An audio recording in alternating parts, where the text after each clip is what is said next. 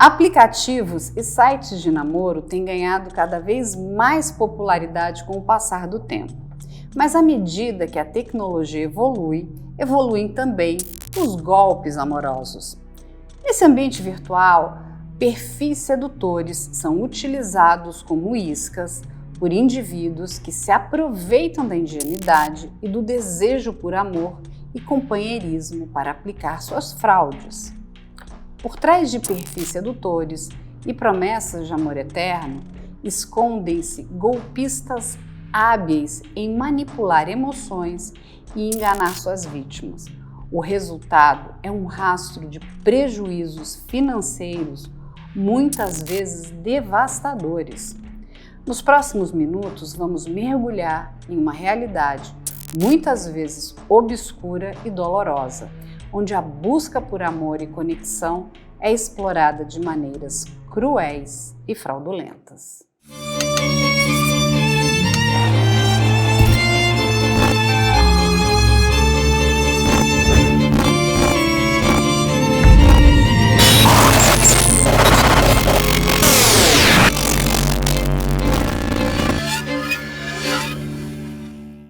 Doutora Daniela, explica pra gente como é que você definiria o estelionato digital.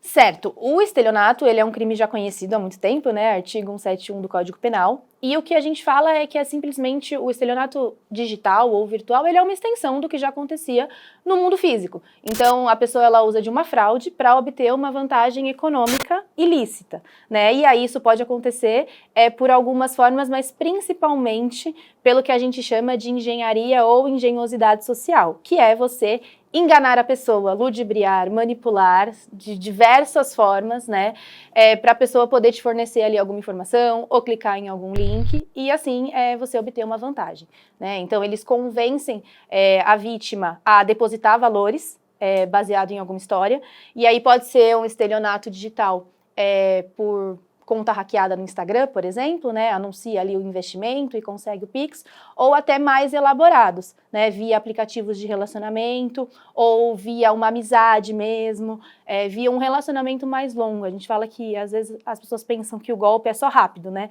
eu não vou cair nisso, mas existem histórias e relatos de relacionamentos mesmo. Então, 1 ano que a pessoa ficou ali conversando, mandando mensagem, para aí sim praticar o estelionato, né. Então, o estelionato virtual, ele é uma extensão do estelionato real, é a mesma tipificação que a gente fala no direito, né? É o artigo 171 do Código Penal. E quais são os casos mais comuns hoje em dia? Mais comum, disparado, são os golpes do Pix, que a gente chama, né? Que é através das contas hackeadas. Então, os criminosos, eles têm centrais de atendimento com diversos telefones para invadir contas. E aí eles invadem as contas por meio de phishing, né? Então você clica em algum link ali e aí acaba tendo a sua conta invadida, ou por meio da engenhosidade social que eu falei, vazamento de dados também, existe um mercado aí, né, que vocês já devem conhecer da compra de dados e tudo mais. De qualquer forma, é o golpe do Pix, eles aplicam os golpes ali, é o que mais acontece. Só que depois disso também tem os golpes via aplicativo, que estão acontecendo bastante e que aí tem um agravante, porque muitos golpes eles passam da esfera virtual para a esfera física, né? Então eles não ficam apenas no ambiente virtual como o golpe do Pix, eles vão para o ambiente físico e aí pode evoluir para outros crimes, né? Então aí não é só o estelionato, pode ir para o sequestro, pode ir para ameaça, para lesão corporal mesmo, então acaba evoluindo do virtual para o físico. À procura de um encontro casual, o cantor Johan Tanaka decidiu recorrer a um aplicativo de relacionamento para achar um parceiro. Deu match com Ítalo.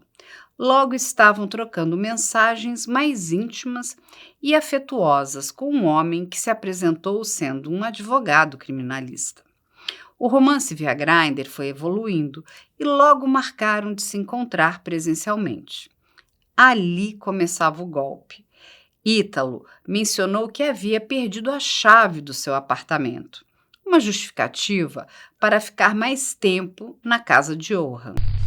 Então, quando eu acordo e eu vejo que ele não acorda, falo, o moleque tá cansado, tá estressado com a história da chave, eu já perdi chave de casa e já tive que dormir na casa de um amigo. Já aconteceu comigo. Então eu falei, deve estar cansado, deixa eu dormir. Falei, vou deixar dormir um pouco, 1 horinha, vou pra academia, volto, tal, sei lá. E fui pra academia, daí deu, sei lá que horas que eram agora, umas umas 10, 10h30. Tinha saído já da academia, eu resolvi que eu ia passar para fazer meu cabelo e barba. E quando eu já chego lá para fazer barba e cabelo, enfim, ele manda algumas mensagens. Cadê você? Onde você tá? Acabei de acordar que não tem ninguém, onde você tá? Fiquei preocupado, tá tudo bem? Falei, não, tá tudo certo, você estava dormindo, eu te deixei dormir. Dele, obrigado, não sei o quê, pô, que gentil da sua parte, kkk. Falei, não, relaxa, tô aqui cortando o cabelo, mas tô com fome, eu falei. Ele, eu também, tipo, tô morrendo de fome. Falei, vamos comer? Assim que eu terminar? Dele, pode ser. Eu falei, então a gente pode se encontrar em tal lugar, tal hora. Dele, putz, não vai dar. Lembra que eu tenho um dermato? O que ele fez, Carla? Ele agendou uma consulta de dermato com a minha dermato que eu apresentei. E aí ele falou isso, eu falei, putz, é verdade. Eu lembro que você tem mesmo 1h30. Falei, bom, também tenho, na verdade, que estar na Vila Olímpia 1h30 para fazer, tenho um compromisso, coisa de trabalho, então talvez não dê pra gente se encontrar. Então acho que até melhor mesmo, eu falei, né? A gente não vai perder muito tempo, não vai dar certo. Eu só vou voltar para casa depois, lá depois das 7 horas, que eu tinha mais coisa para fazer. Eu vou ficar na rua então o dia inteiro. Eu falei, então você, por favor, só encosta a minha porta aí quando você sair, né? E daí à noite a gente se encontra para jantar na tua casa. Você já vai estar com a chave, né? Da mulher lá, sei lá, que ela vai enviar para você. A gente se encontra mais tarde, eu te mando mensagem. Beleza. Continuei a fazer minhas coisas, a gente trocou algumas outras mensagens, áudios e tal, no WhatsApp. Porque daí a gente já tinha mudado pro WhatsApp, né? Já não estava mais no Grindr.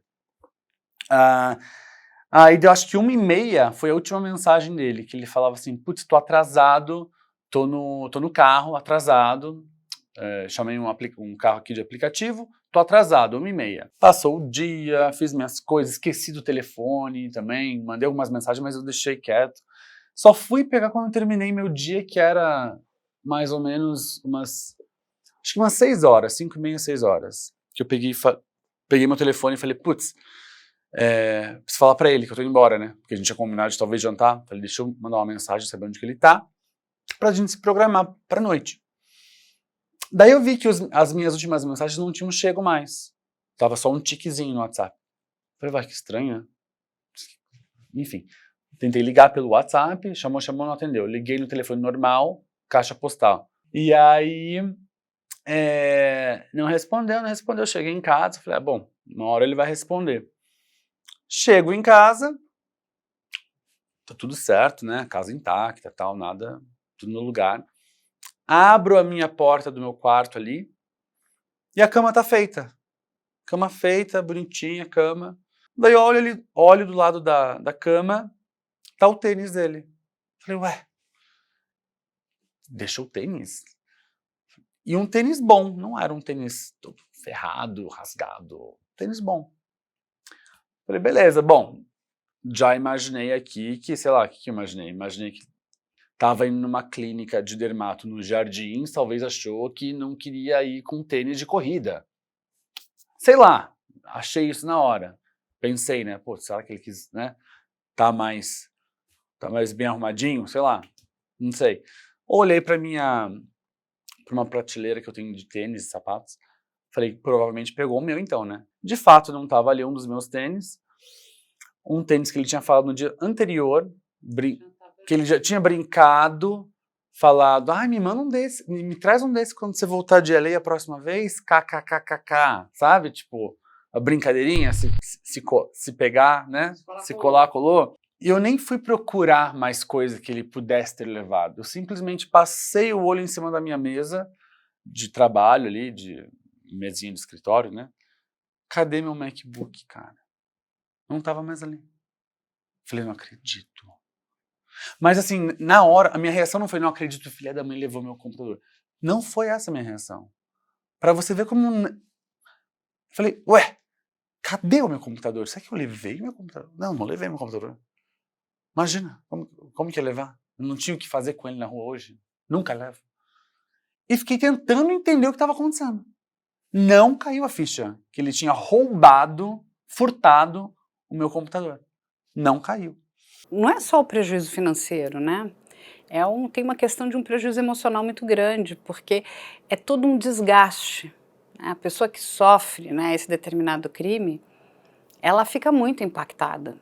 E não é uma coisa, tudo bem, vira a página. Não, não é tudo bem. A pessoa tem que ir numa delegacia, tem que fazer um boletim de ocorrência, tudo bem, ela pode fazer um boletim de ocorrência online, mas o estelionato é um crime que necessita de representação, ou seja, ela terá que ir a uma delegacia para representar, né?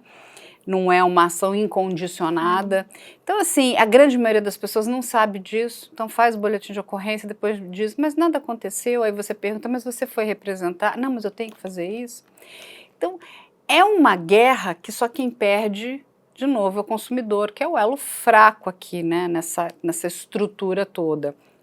Quando a gente para pensar, né, na questão da reparação legal das vítimas que sofreram, né, o estelionato digital, conta pra gente como é que vocês têm atuado, né? Você me disse aqui no começo que essa parte civil tem caminhado bem. Sim. É isso? Sim, sempre que chega uma vítima de estelionato virtual, a gente divide em dois, realmente, o civil e o penal, né? São duas frentes diferentes de atuação, porque realmente são dois processos diferentes, né? Você não consegue fazer tudo num só. Então, a primeira atuação é civil, para realmente reaver as perdas financeiras, junto com possíveis danos morais ou materiais, nesse golpe. E aí, sim, tentar enquadrar isso, né, em só estelionato, no Código Penal, ou mais algum crime que possa ter acontecido junto. Porque é comum também que ocorram outros crimes junto, né? Por exemplo, ocorreu uma troca de mensagens íntimas, de imagens íntimas, e aí o criminoso utilizar isso para ter a vantagem econômica, né? Então a gente atua no paralelo, civil e penal. O civil realmente caminha bem, a gente consegue, mas é uma reparação não diretamente com o infrator. Colocamos ele, tentamos a identificação, colocamos no polo passivo, mas geralmente é uma responsabilização e uma reparação dos bancos ou das plataformas baseado numa falha de segurança deles. Então, por exemplo, o banco vê uma transação incomum e não barrar ela. A gente tem algumas resoluções do Bacen mesmo que nos ajudam com isso, dependendo, claro, sempre do caso concreto e se há responsabilidade ou não. E na parte penal, aí sim envolve um acompanhamento maior e muito mais trabalhoso. Porque muitas vezes a vítima também chega, o cliente chega, né, e ele acha que é pessoal com ele, quem é, quero identificar e tudo mais. E muitas vezes, na maioria das vezes, são muitas vítimas, é uma quadrilha, não há nada específico com ele, sabe? Então é algo um pouco mais complexo. E uma coisa que eu gosto muito de falar, até que eu acho que se deu esse aumento dos golpes virtuais, é porque justamente é muito mais fácil você captar o cliente pelo cliente, o criminoso captar a vítima pelo meio virtual, né? Ele tá mais blindado, ele tá mais protegido, ele não precisa mais correr na moto e tudo mais, estar armado, não. Ele já entende aquela vítima, a vítima muitas vezes fornece informações, ele vê, ele acaba conhecendo a rotina, os comportamentos e tudo isso acaba facilitando, né, para que ele tenha uma abordagem para fazer o crime de forma muito mais segura, como você falou, né, invadir a casa e levar tudo, já sabendo o comportamento. Então a gente precisa sempre tomar cuidado com isso, precisa entender com quem que a gente está se relacionando, né. Hoje os negócios são feitos muito virtualmente, então depois da pandemia nós relaxamos um pouco, eu falo, em relação a isso, porque nós acostumamos a assinar contratos online, a fazer tudo online, a fazer negociações online, mas precisa voltar um pouquinho para aquele medo de falar com estranhos, sabe, que tinha muito antes da pandemia mesmo. Olha, qualquer pessoa é capaz de cair, sabe? Eu ouço um monte de coisa, às vezes as pessoas vão na minha página para falar de vítima, tudo, eu acabo até excluindo essa pessoa da minha página, porque eu peço muito que respeite as vítimas. Sim, porque sempre. Como aconteceu com ela, pode acontecer com qualquer pessoa. É verdade. Então, você percebe que as pessoas, em determinado momento, elas falam, eu não acreditava, mas eu continuei. Eu achava que aquilo era bom demais, mas eu continuei, estava me fazendo bem. Ou seja, tem até uma questão de uma carência, né? Daí, ali eu já comecei a cair na real. Falei, tô achando que eu levei um golpaço. Só que ainda assim não tinha certeza, porque os eletrônicos estavam tudo ali. Joia, tudo. É no mínimo estranho, né? É peculiar, não levar as joias. Tipo, e tava, assim, claro, as joias não estavam à vista, mas... Ele poderia ter mexido. Tava dentro do armário, numa caixinha. Não estava trancado. Não, entendeu? Não era num cofre, entendeu? Enfim, e aí tava meio assim ainda. Daí eu comecei a pensar, tá, mas se ele levou meu computador, como que ele levou, né? Daí eu pra tentar entender. Falei, bom, deve ter levado em alguma bolsa. Daí fui procurar nas minhas bolsas, todas lá, só uma que não tava. Que era uma bolsa branca, Balenciaga, que eu tenho há anos já. de ombro, assim. Falei, pronto, é isso. Levou a bolsa para poder colocar o negócio dentro. Saiu vestido com a sua roupa. Saiu vestido de Johan, ele pegou uma camisa de linho, um shorts qualquer, um azul, que eu nem sei qual que é especificamente, a camisa eu sei. O tênis e a bolsa, né? Junto com o seu notebook. O notebook não dá para você ver nas imagens de segurança, né? Mas está dentro da bolsa. Eu usava aquela bolsa para carregar meu Mac, então eu sei que ela caberia muito bem. E você vê ele nas imagens de segurança no vídeo, você vê ele arrumando a bolsa ali. E aí na sexta-feira, como eu ainda não tinha certeza absoluta que era um golpe, falei, bom, provavelmente mas eu queria ter algum tipo de prova, ou enfim, eu queria ter certeza absoluta, né? Como se não bastasse já tudo isso. Porque as imagens de segurança eu não consegui na quinta, eu consegui acho que na sexta ou no sábado. E demorou um pouco. Então, eu fui no restaurante que ele me convidou para ir almoçar. Eu cheguei lá e eu falei assim, olha, é o seguinte, tem essa pessoa assim, assim, assado, provavelmente, né, ele é um golpista, e talvez até possa estar usando cartão de crédito clonado, falso, sei lá. Daí essa gerente que estava lá falou, olha, que bom que você veio, porque ele nunca pagou. Falei, como assim? Daí depois que você saiu, ele ficou aqui mais um tempo, daí ele estava no telefone o tempo todo, daí disse que do nada chega uma outra pessoa, um outro cara. Diz que sentou com ele na mesa, ficaram um tempinho ali conversando e tal. E aí o Ítalo diz que levanta e fala, já volto rapidinho, tá? Já volto aí. Preciso fazer um negócio ali fora. Pegar alguém, falar com alguém, sei lá. Diz que ele sai e nunca mais volta. Daí deu um tempinho ali, esse menino que ficou sozinho, que tinha vindo encontrar ele, o Ítalo, diz que pegou meio que, quando eles estavam bem ocupados ali no salão, né, o povo do restaurante, os atendentes, diz que ele pegou e saiu também. Ou seja, ninguém pagou nada de conta. Me prometeu que ia mandar as imagens de segurança, porque essa pessoa pode ser uma pessoa X também, chave, né, nesse caso também, né, vai saber, pode né. ajudar muito. Pode ajudar muito. Pode ser uma pessoa que tenha sofrido golpe, ou participa do golpe, ou conhece ele intimamente. Eu sei que você tem um caso, né, que é bastante interessante, que é de uma vítima que sofreu um golpe e estava ligado, inclusive, com um hotel. Sim, a gente ainda não terminou, né? Então vou falar de forma não precisa falar o nome da vítima. Mas, de fato, quando esse meu cliente, ele conheceu um parceiro num aplicativo, e era um aplicativo LGBT e tudo mais, ele já foi para um hotel com ele, né? Tanto faz o tipo de aplicativo, mas esse aplicativo é muito conhecido por encontros mais informais, né? Então ele foi, tranquilamente. E aí o curioso é que eles tiveram a relação, e aí depois da relação, né, no hotel, e quando você entra no hotel, você dá documento, tudo documentado, tudo certinho, né? Depois, no hotel, ele foi abordado e aí sim teve toda a extorsão, né? Abriu as contas, enfim, fez empréstimos, todo aquele caos econômico, né? Depois disso ele foi liberado, né? Saiu e tudo mais. E aí sim, me procuraram, nós fizemos as tratativas cíveis para reverter os valores, conseguimos reverter alguma coisa, mas o interessante é que quando fomos apurar, né? Vimos que o hotel não tinha informações, não conseguimos, né, o documento, e aí tá rolando, né? Aí eu vou parar por aqui, mas é algo engraçado porque a gente entendeu que há uma quadrilha por trás. Depois disso, conversando com outros colegas da área, fiquei sabendo de outras vítimas também, e aí a gente viu que... o que é muito grave, que pode ter, inclusive, a participação de um estabelecimento. Sim. E aí você fez um boletim de ocorrência. Fiz o BO online. E você representou também. Representei também. Ou seja, pediu a abertura da instauração do inquérito policial. Isso. Para averiguar quem é essa pessoa. Fiz isso depois da denúncia que eu fiz.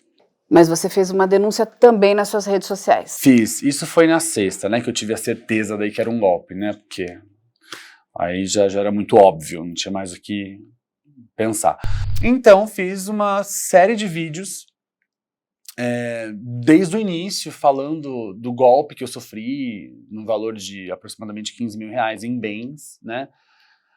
Fiz esses vídeos, daí fiz outros explicando a história inteira, fiz outros vídeos que eu acabei daí me emocionando no decorrer dessa denúncia toda, muita coisa aconteceu, né? Então, além de eu estar super nervoso e, né, o sentimento de justiceiro ali, de querer fazer o cara ser preso, eu comecei a receber também mensagens de outras pessoas, de vítimas dessa mesma pessoa. E chegou muita informação sobre o Ítalo para você? Muita, teve informação... De outras pessoas que tinham sofrido golpe dele, Exatamente. porque viram a imagem dele. Exatamente. Uma das vítimas, inclusive, não vou dar nomes aqui, é claro, mas a única foto que eu tinha dele, que era a foto do perfil do Grindr, que é a foto sorrindo, porque as fotos que ele mandou pra mim na conversa já se foram, né? Que ele apagou, me bloqueou, né? E provavelmente também cancelou o perfil dele. Enfim, voltando à vítima, uma das vítimas que me achou pelo Insta, por esses vídeos todos que eu fiz,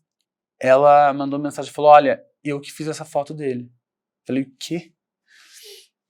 Ela fez mesmo, esse cara, né, esse rapaz fez mesmo as fotos e tinha várias outras, no mesmo local, no mesmo dia, no mesmo restaurante que eles estavam juntos, né. Então isso facilitou, ajudou muito nas investigações, eu acho, né. Hoje você acha perfil do golpista no Facebook, no Instagram e no LinkedIn. O mesmo perfil, o mesmo nome. Então, quer dizer, ele está tendo mais redes para atrair as mulheres. Vítimas. Se ele está tendo mais rede, ele não vai deixar de usar uma. Entendi. E para eles não adianta. A rede principal que eles usam, a rede social que eles usam, é o Facebook e o Instagram. Porque é onde você acaba expondo mais a sua vida pessoal. Mas você veja que as vulnerabilidades não são não são tecnológicas. Sim. O que faz você clicar naquele phishing, naquele link, o que faz é isso. Ou é a ganância, ou é a tua vaidade, ou é um abalo emocional. Então, a gente precisa entender em que parte da nossa vida estamos vulneráveis. E trabalhar isso, porque quando você trabalha, você fala assim, não, eu sou a pessoa mais desconfiada da face da Terra, né? A pessoa fala assim, não, e às vezes fala assim, não, mas é verdade. Eu falei, não, muito obrigada, não quero. Eu tenho caso de, peguei aproximadamente 10 clientes vítimas de uma influenciadora golpista. E como que ela atuou na época? Uma das clientes que foi aqui, tem um prejuízo maior, ela teve R$153 mil depositados para essa influenciadora. Essa influenciadora fez parceria com outras influenciadoras, no caso ela não tinha seguidores, e aí ela fez uma compra de publicidade de influenciadoras muito grandes. Elas passaram a divulgar essa moça, então falando assim, ela é minha amiga e tal, ajudem ela a chegar nos 100 mil seguidores, não sei o quê. Todas essas influenciadoras, notificamos todas, tá correndo os processos, fizeram essa divulgação. E aí o que acontecia? Essas minhas clientes, e foram mais de 50 vítimas, olhavam e falavam assim, nossa, ela é amiga da fulana que eu admiro, né? Passavam a seguir. E aí quando passaram a seguir, essa influenciadora golpista entrou em contato para oferecer serviços de publicidade, não sei o quê. E aí praticou o estelionato virtual, né? No final da história, nós conseguimos que ela fosse presa, ela simulou uma invasão na casa dela. Foi um... Ela foi presa? Foi que presa, já está solta. Ah, meu Deus. Mas foi presa, do céu. passou um período presa. Mas me diz uma coisa, doutora, amei. Ela foi presa. Foi presa, e aí então, ela respondeu um processo. Sim, ela está respondendo. Está respondendo. O que a gente fez? A gente uniu todos os advogados, porque eu tenho mais ou menos 10 vítimas, outros advogados, nos unimos e fizemos um trabalho em conjunto para conseguir realmente. Foi no Brasil inteiro. Ela foi presa em Minas Gerais, né, nesse caso. Maravilhoso! Vamos dar um twist aqui, vamos dar um spoiler na história para as pessoas. Eita, tem spoiler? Tem spoiler. Como é que você ficou quando você descobriu que o Ítalo era o Oswaldo Júnior? Caramba, eu fiquei, por um lado, eu fiquei bem... Eu fiquei empolgado porque eu vi esperança ali, né? Eu fiquei bem empolgado porque eu vi esperança ali. Eu vi uma luzinha no final do túnel. E não só por mim, mas para poder vingar todas essas outras pessoas. E o mais importante, Johan, que eu acho que a gente tem que passar de informação, essa pessoa, esse homem, tem 2 mandados de prisão. 2 mandados? 2 mandados de prisão.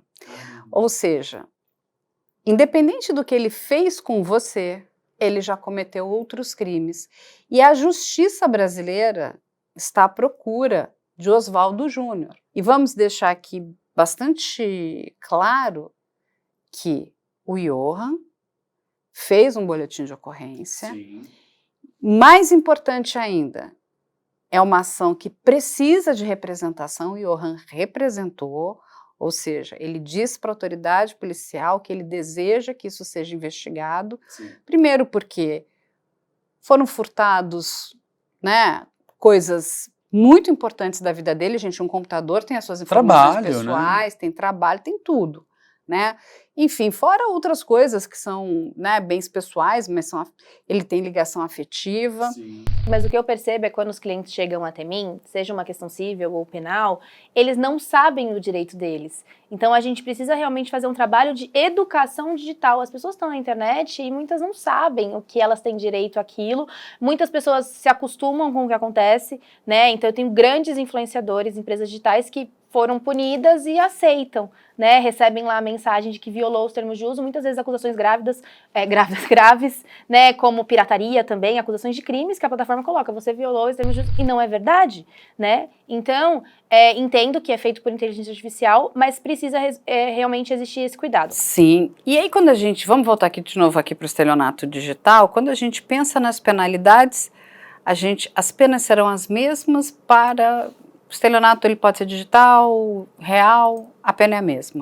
O estelionato, ele tem a mesma classificação do estelionato físico, né? Mas o virtual, em determinados crimes, ele sofre um aumento por ser praticado no ambiente virtual. Então, vai depender de cada caso. O que eu falo muito é não enquadrar somente em estelionato, que é para justamente conseguir aumentar. Então, além de verificar se pode ser aumentado em ambiente virtual, é ver se tem algum outro crime também, né? Então, geralmente, vem com um crime contra a honra ou com uma ameaça, alguma coisa nesse sentido, e aí a gente consegue majorar um pouquinho as penas. Mas, de novo, ainda precisa de uma conscientização muito grande, até treinamentos, né? Não sei exatamente de que forma isso pode ser feito, mas principalmente para as delegacias, né? A gente tem especializadas em crimes eletrônicos, mas quando excede a esfera eletrônica, acaba que não é dada a importância devida também. Então, a gente tem uma série de desafios no direito digital. E muitas vezes a gente acha que o golpe em relação a estelionato sentimental, por exemplo, ele vem rapidamente. Então, vai conversar rapidinho? Não, muitas vezes eles constroem, né?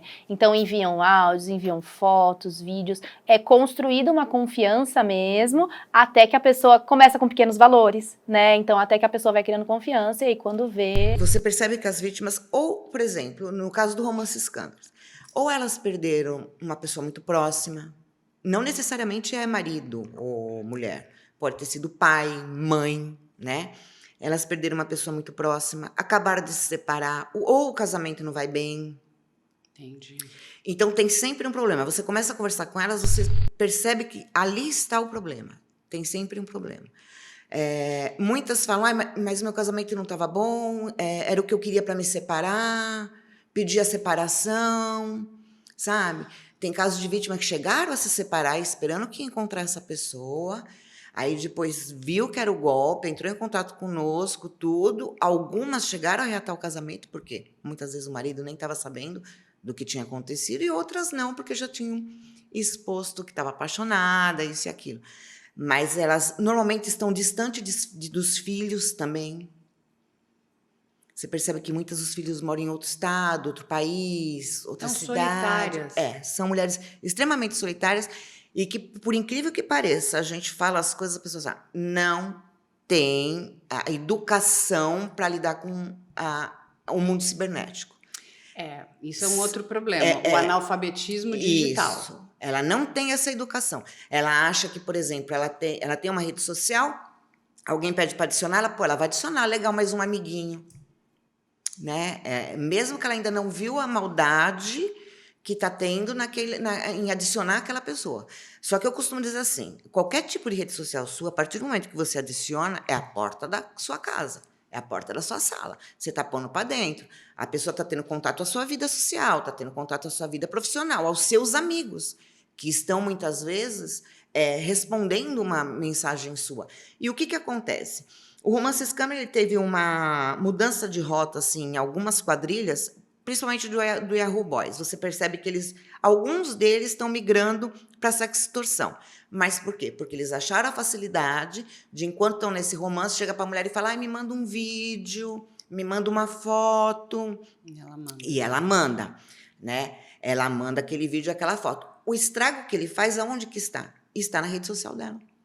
Porque aí ele printa os amigos dela, que ele já adicionou na malandragem, e manda para ela e fala assim: se você não mandar tanto, eu vou mandar para esses 10 primeiros esse vídeo. Eu conversei com uma advogada da mulher que acreditava que namorava o Johnny Depp. Então, você imagina alguém de 60 anos tendo que recomeçar a vida por conta de ter sido vítima de alguma coisa que... um criminoso. Ou de uma gangue e criminosa. que está aí, e que continua aí.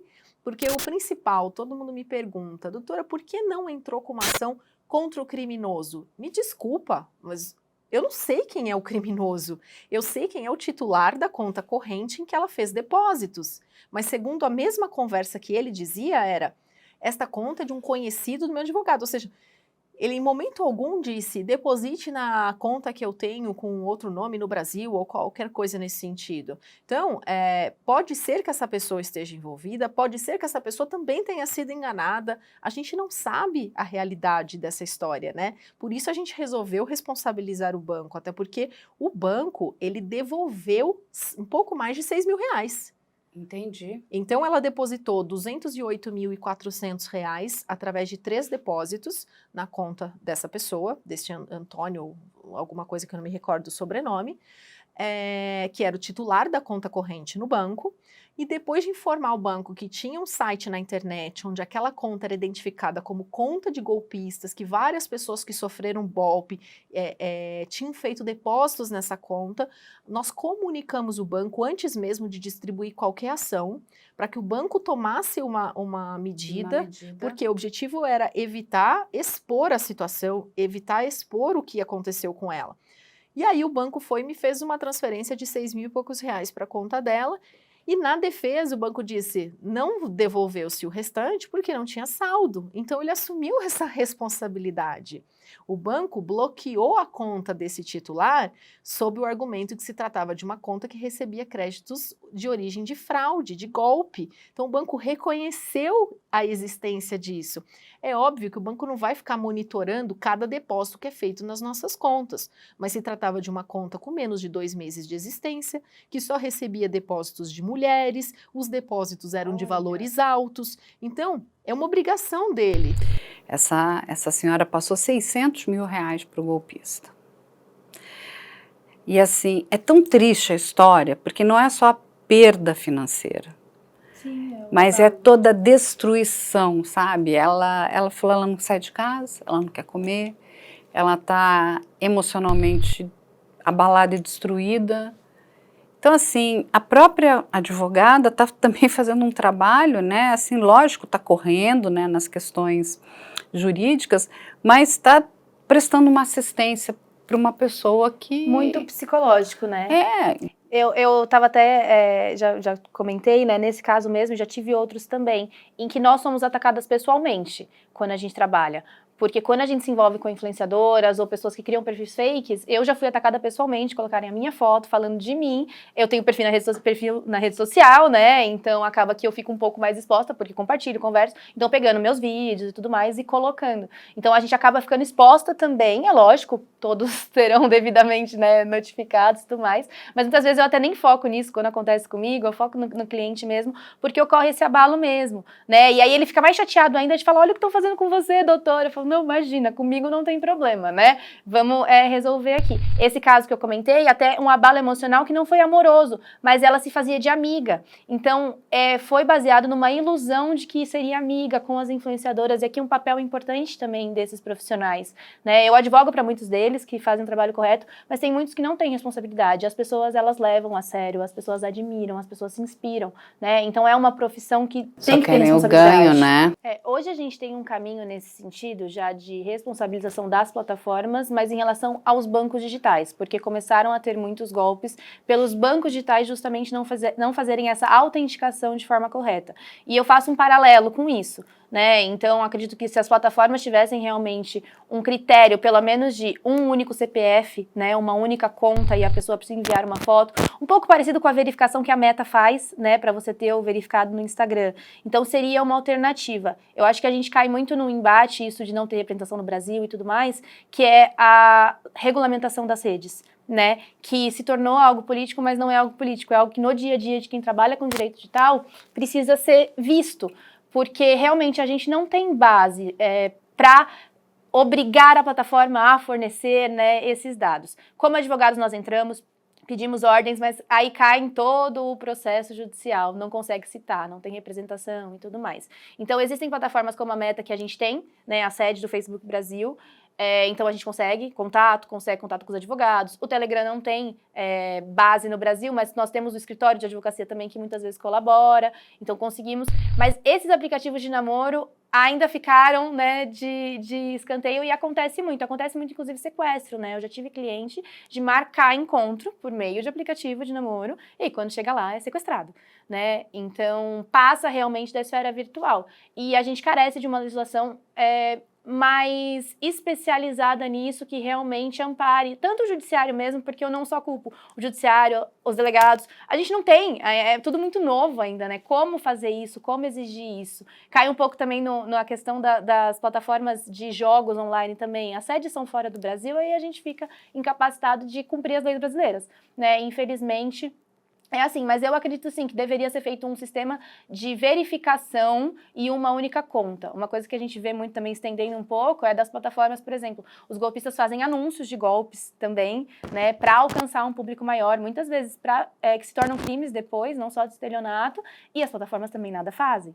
né? E aí quando você vê, muitas pessoas já foram impactadas. Então realmente precisa de uma responsabilização maior das plataformas digitais, porque são empresas privadas, mas que impactam todo mundo, né? São serviços que absolutamente todo mundo utiliza. Aí deixa eu lhe fazer uma pergunta. Quando tudo isso aconteceu, você chegou a procurar o Grindr para pedir ajuda?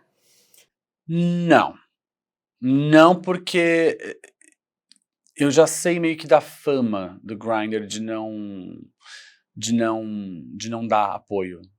Zilhões de pessoas já foram roubadas, furtadas, assaltadas, dopadas no Grindr.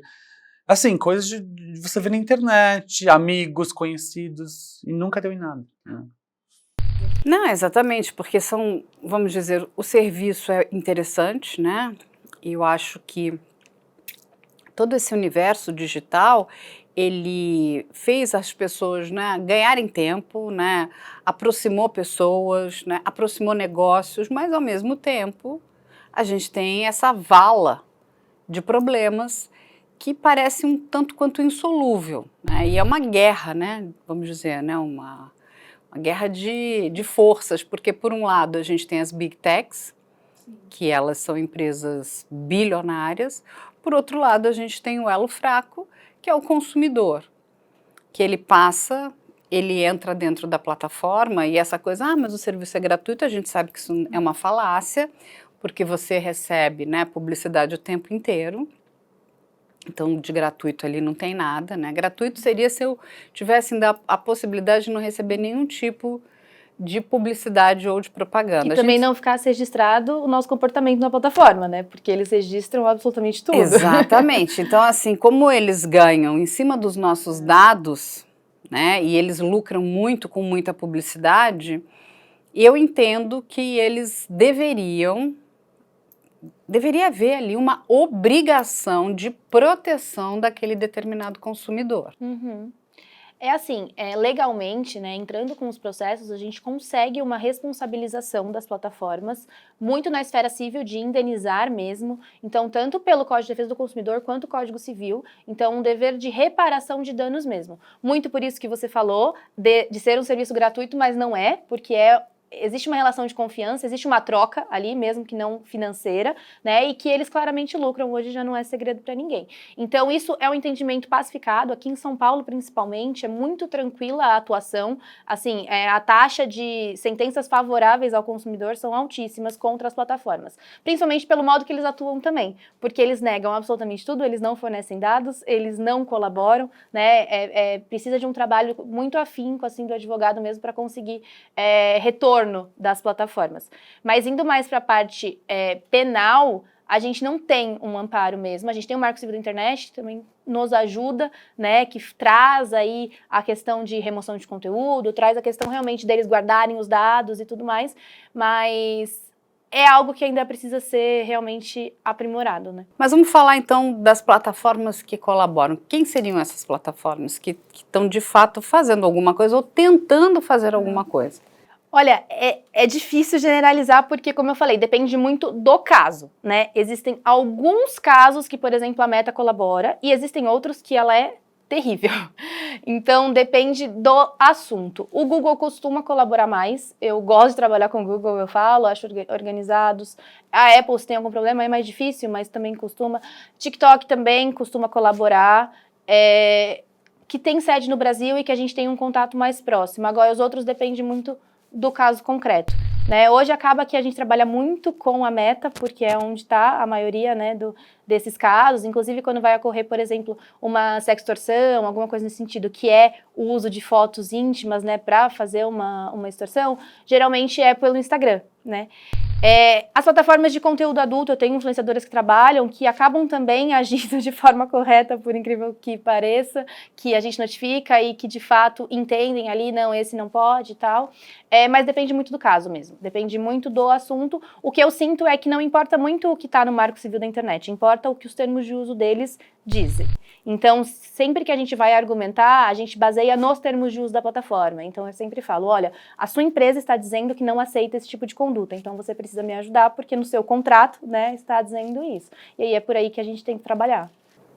E quando a gente diz as multas são muito baixas, o que tem sido aplicado na prática, em termos de multa? Depende muito dos casos, né? Esse ano em específico, do início do ano para cá, a gente viu as multas diminuírem bastante porque os casos aumentaram e é um comportamento meio que tradicional do judiciário. Isso aconteceu na época da indústria do dano moral, né? Todo mundo começou a pedir dano moral e baixou. Então hoje a gente vê que a gente precisa de muitas provas para realmente conseguir, né, multas de R$500 por dia, R$1.000, R$1.500 por dia, às vezes R$5.000 por dia do descumprimento da decisão, aqui quando a gente fala de multa, né? Mas aí quando fala de danos depende muito do caso concreto. Eu entendi. E quando a gente fala no juiz, né? Porque o juiz é leigo. Como é que vocês estão atuando em relação a isso? Porque você precisa explicar para o juiz o que está acontecendo, né? Para que ele possa sentar ali e julgar. Usar ali, né, vamos dizer, a balança da justiça. Como é que... Me explica o que vocês têm feito. A gente praticamente desenha. Eu brinco que a gente desenha. A gente explica tudo, como funciona, inclusive como que as plataformas faturam, como que elas ganham dinheiro, a importância de uma rede social. É a minoria, mas às vezes a gente tem algumas decisões do juiz falando assim, não, rede social não é tão importante assim, é só usar o telefone. Já li decisões assim, né? Então, mas é raro. Mas ainda assim há um judiciário muito retrógrado, a gente desenha mesmo, a gente explica tudo, a gente coloca o faturamento. Então, por exemplo, se é um caso de uma conta de anúncios invadida por hackers, né, e aí estão aplicando, estão usando, a gente explica todo o passo a passo, como que funciona, por que chama hacker, né, como que é feita essa atuação e tudo mais, para que possa responsabilizar as plataformas, porque é o caminho mais efetivo para a gente ter alguma resolução, né. Isso não exime os criminosos de forma alguma. Precisa ser feito um trabalho de reconhecer esses criminosos e uma atuação, mas o caminho é mais longo aqui, né? É um caminho que está sendo amadurecido. A parte de responsabilização das plataformas é um caminho que já está caminhando, assim. Então, é realmente explicar tudo para o juiz. Se precisa, a gente faz despachos também. Hoje em dia é tudo virtual, né? Aqui no Tribunal de Justiça de São Paulo é tudo virtual, então a gente marca reuniões, eu explico, eu falo da importância daquilo para o cliente, da urgência, de ter uma resolução. E, em regra, está saindo bem rápido. A gente entra com a liminar, que antes era, por exemplo, né, para pedir uma cirurgia de urgência. A gente entra com essa liminar para pedir ordens judiciais para as plataformas mesmo. Remover um fake, remover um comentário, remover um perfil, reestabelecer um perfil também, né? Então, tudo isso tem funcionado. Não posso reclamar nesse sentido. Na parte do judiciário tem funcionado. O maior problema mesmo é com as plataformas. Entendi. E aí, porque quando a gente pensa, né, nesse embate, está você aqui, né, defendendo essa vítima, esse cliente, e está explicando aqui para o juiz, né, a necessidade, a importância de restabelecer. Hoje, muitas pessoas, inclusive, trabalham, né, com base na estrutura das redes sociais. elas são importantes, né? Elas se colocaram, inclusive, né, dessa forma. Mas, do outro lado, a gente tem a plataforma aqui. Essas plataformas, e a gente vai ter o corpo jurídico dessa plataforma. Conta pra gente como é que essas pessoas, porque isso é muito interessante, isso é uma dúvida, como é que eles se comportam? Tudo bem, eles estão aqui defendendo essa empresa, mas eles são pessoas também. Como é esse comportamento? Talvez por eu atuar como um escritório pequeno, né, eu vejo uma disparidade muito grande do tratamento. É um escritório gigante que atua com zilhões de casos por dia. Então eu não vejo nenhuma pessoalidade. Esse é um ponto que você trouxe, até são pessoas, não existe pessoalidade, né? Os casos, eles são todos bem genéricos, as defesas são genéricas, as argumentações são genéricas. Eles não fazem audiências, quando tem audiências é só para dizer que não tem acordo, que não há nenhuma oferta, né? Eu cheguei a fazer acordos por e-mail com eles, como eu falei, enviaram um e-mail e tudo mais, mas uma coisa bem fria, então não há essa pessoalidade. Não sei se talvez por falta de tempo, por falta de recursos não é, né? Mas por falta de interesse, então não há essa pessoalidade. Quando a gente fala em justiça, em casos de crimes e tudo mais, de golpistas, influenciadoras, essas coisas, tem a pessoalidade, a gente negocia com o advogado, a gente conversa, tem o depoimento das partes. Nos casos com as plataformas digitais, isso não acontece, né? Os casos com as plataformas digitais, eles são bem mais distantes, assim, bem mais frios mesmo. A gente precisa separar, né, são dois problemas. Um problema é a questão dessas big techs, que precisam mudar essa mentalidade, precisam investir parte do dinheiro que elas ganham na proteção dos seus clientes e dos seus usuários. Aí, assim, é só amor para elas. É só isso que elas precisam fazer. Né? Tipo, né, ter um olhar menos psicopata para o negócio e ter mais empatia com, né, com o seu usuário, com o seu cliente. Que é isso que vale. E aí a outra questão do bolo de fato, são esses criminosos, que precisam, sabe, de uma atuação bastante firme, né, da autoridade policial. Nós precisamos, assim, eu entendo que você está falando de melhorias tecnológicas, capacitação de todos esses profissionais, porque o crime, ele não só acontece no mundo real, ele acontece no mundo virtual. Então, e esse determinado profissional, ele também precisa se especializar, ele precisa ter investimento, e esse investimento precisa vir do Estado.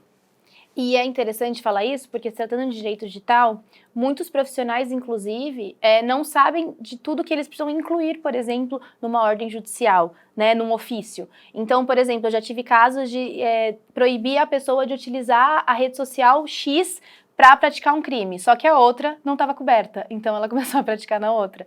Então, a atuação do advogado é muito importante para explicar para o juiz que precisa abarcar todas, de que precisa realmente olhar para tudo isso. Ninguém está livre de sofrer um golpe. Exatamente. Olha o que a gente... Você é um homem jovem, morou no Japão, mora nos Estados Unidos e no Brasil, é uma pessoa extremamente descolada, é informado, Sim. não é? Você não vive numa caverna, você tem vida social bastante ativa, você é uma pessoa que absorve informação, mas infelizmente você caiu num golpe. Sim. Ou seja, qualquer pessoa pode cair num golpe. Qualquer pessoa pode cair num golpe. Então o que a gente precisa fazer hoje é alertar e pedir ajuda. E gente... Tem um canal de denúncia aqui incrível. Quem souber, tiver informação, lógico, o primeiro local é o Disque Denúncia. Você pode fazer a denúncia de forma anônima, mas não deixe de fazer.